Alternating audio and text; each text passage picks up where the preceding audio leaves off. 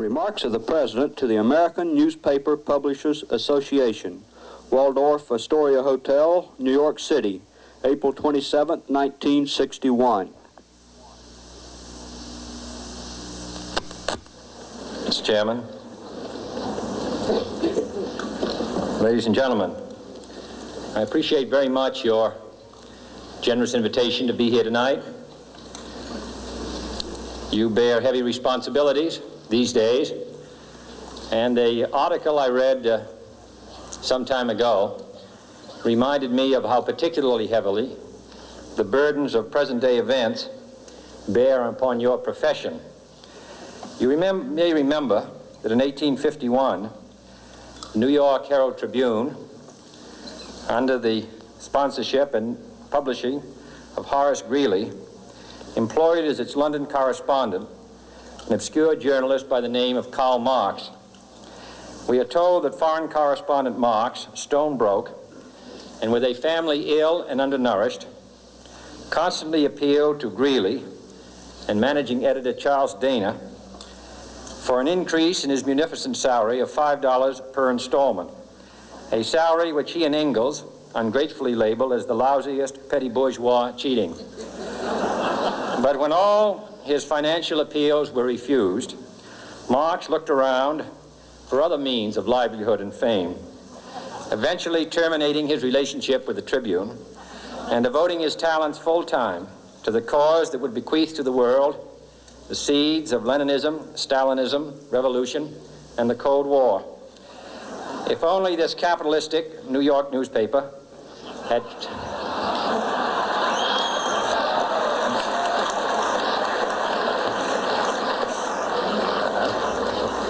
treated him more kindly, if only Marx had remained a foreign correspondent, history might have been different. And I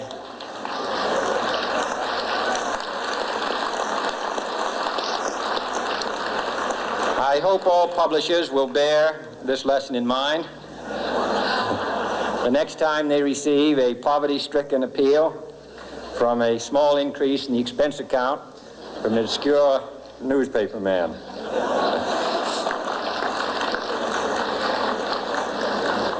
I have selected as the title of my remarks tonight, "The President and the Press."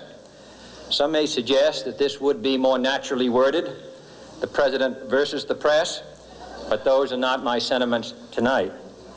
It is true, however, that when a well-known diplomat from another country demanded recently that our State Department repudiate certain newspaper attacks on his colleagues, it was unnecessary for us to reply that this administration was not responsible for the press, for the press had already made it clear that it was not responsible for this administration.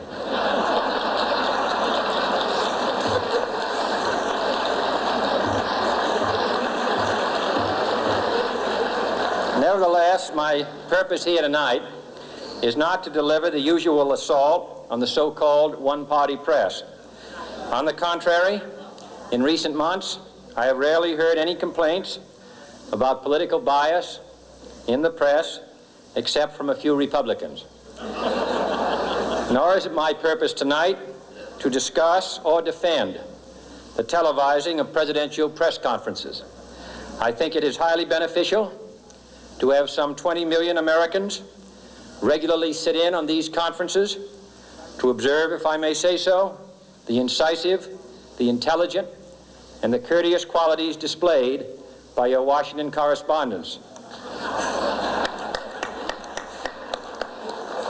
Nor, finally, are these remarks intended to examine the proper degree of privacy which the press should allow to any president and his family. If, in the last few months, your White House reporters and photographers have been attending church services with regularity, that has surely done them no harm.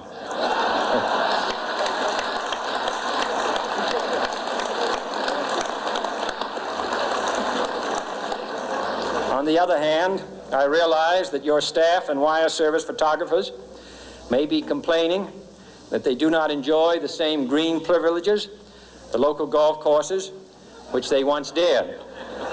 It is true that my predecessor did not object, as I do, to pictures of one's golfing skill in action, but neither, on the other hand, did he ever be a Secret Service man. My topic tonight is a more sober one, of concern to publishers as well as editors. I want to talk about our common responsibilities in the face of a common danger. The events of recent weeks may have helped to illuminate that challenge for some, but the dimensions of its threat have loomed large on the horizon for many years. Whatever our hopes may be for the future, for reducing this threat or living with it, there is no escaping either the gravity or the totality of its challenge to our survival and to our security. A challenge that confronts us in unaccustomed ways in every sphere of human activity. This deadly challenge imposes upon our society two requirements of direct concern, both to the press and to the President.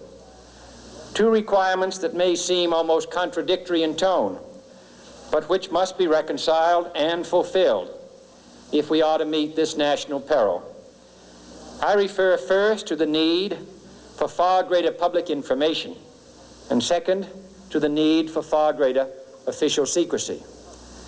The very word secrecy is repugnant in a free and open society, and we are, as a people, inherently and historically opposed to secret societies, to secret oaths, and to secret proceedings.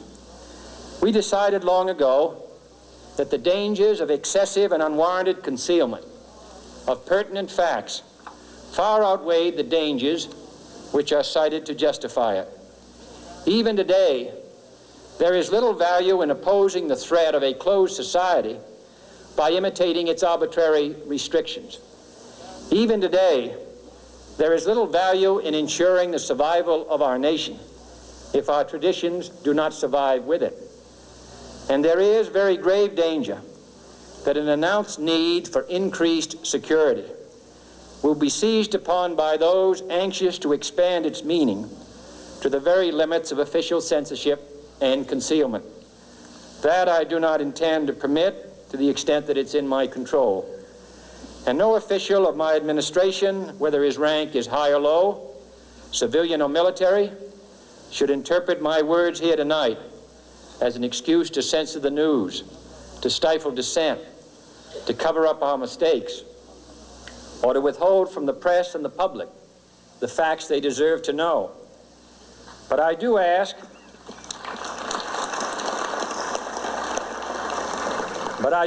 every publisher, every editor, and every newsman in the nation to re-examine his own standards and to recognize the nature of our country's peril. In time of war, the government and the press have customarily joined in an effort based largely on self-discipline to prevent unauthorized disclosures to the enemy. In times of clear and present danger, the courts have held that even the privileged rights of the First Amendment must yield to the public's need for national security. Today, no war has been declared, and however fierce the struggle may be, it may never be declared in the traditional fashion. Our way of life is under attack. Those who make themselves our enemy are advancing around the globe. The survival of our friends is in danger, and yet no war has been declared. No borders have been crossed by marching troops.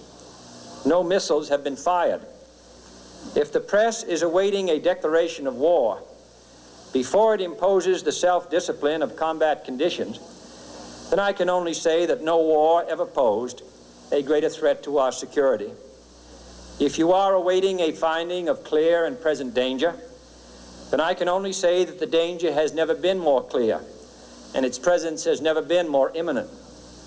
It requires a change in outlook, a change in tactics, a change in missions by the government, by the people, by every businessman or labor leader, and by every newspaper. For we are opposed around the world by a monolithic and ruthless conspiracy that relies primarily on covert means for expanding its sphere of influence, on infiltration instead of invasion, on subversion instead of elections, on intimidation instead of free choice, on guerrillas by night instead of armies by day.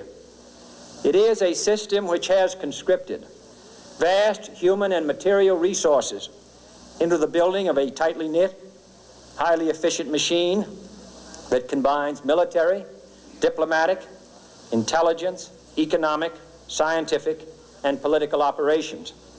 Its preparations are concealed, not published. Its mistakes are buried, not headlined.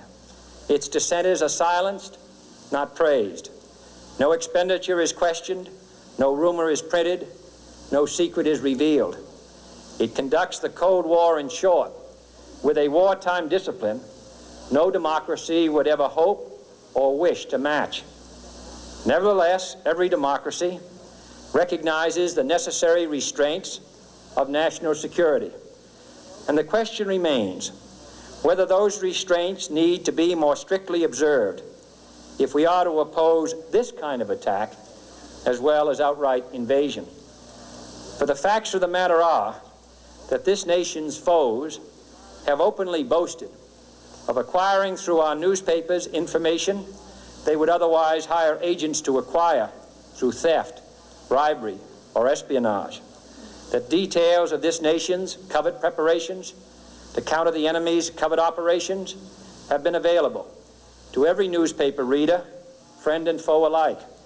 That the size, the strength, the location, and the nature of our forces and weapons, and our plans and strategy for their use have all been pinpointed in the press and other news media to a degree sufficient to satisfy any foreign power, and that in at least one case, the publication of details concerning a secret mechanism whereby satellites were followed required its alteration at the expense of considerable time and money.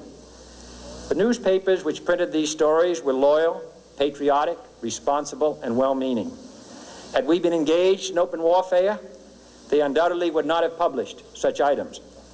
But in the absence of open warfare, they recognized only the tests of journalism and not the tests of national security. And my question tonight is whether additional tests should not now be adopted. That question is for you alone to answer. No public official should answer it for you. No governmental plan should impose its restraints against your will. But I would be failing in my duty to the nation in considering all of the responsibilities that we now bear and all of the means at hand to meet those responsibilities if I did not commend this problem to your attention and urge its thoughtful consideration. On many earlier occasions I have said, and your newspapers have constantly said, that these are times that appeal to every citizen's sense of sacrifice and self-discipline. They call out to every citizen to weigh his rights and comforts against his obligations to the common good. I cannot now believe that those citizens who serve in the newspaper business consider themselves exempt from that appeal. I have no intention of establishing a new Office of War Information to govern the flow of news. I am not suggesting any new forms of censorship or new types of security classifications. I have no easy answer to the dilemma that I have posed and would not seek to impose it if I had one. But I am asking the members of the newspaper profession and the industry in this country to re-examine their own responsibilities, to consider the degree and the nature of the present danger, and to heed the duty of self-restraint which that danger imposes upon us all. Every newspaper now asks itself, with respect to every story, is it news? All I suggest is that you add the question, is it in the interest of national security? And I hope that every group in America, unions and businessmen and public officials at every level, will ask the same question of their endeavors and subject their actions to this same exacting test. And should the press of America consider and recommend the voluntary assumption of specific new steps or machinery, I can assure you that we will cooperate wholeheartedly with those recommendations. Perhaps there will be no recommendations. Perhaps there is no answer to the dilemma faced by a free and open society in a cold and secret war. In times of peace, any discussion of this subject and any action that results are both painful and without precedent. But this is a time of peace and peril which knows no precedent in history. It is the unprecedented nature of this challenge that also gives rise to your second obligation, an obligation which I share, and that is our obligation to inform and alert the American people, to make certain that they possess all the facts that they need and understand them as well, the perils, the prospects, the purposes of our program, and the choices that we face. No president should fear public scrutiny of his program, for from that scrutiny comes understanding, and from that understanding comes support or opposition, and both are necessary. I am not asking your newspapers to support an administration, but I am asking your help in the tremendous task of informing and alerting the American people. For I have complete confidence